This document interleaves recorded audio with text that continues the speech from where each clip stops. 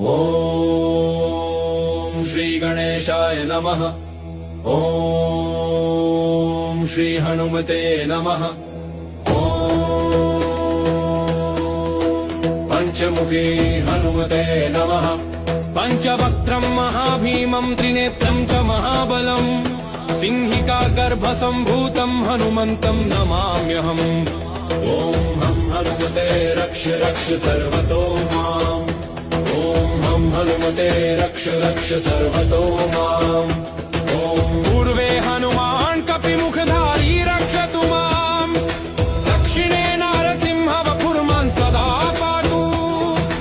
पश्चिमे गरुडरूपवान् रक्षतु। उत्तरदिशि वराहरूप सदा रक्षतु माम्। पूर्वे हयग्रीव विग्रह पातु मे शिरः। अधस्तात् ब्रह्मास्त्ररूप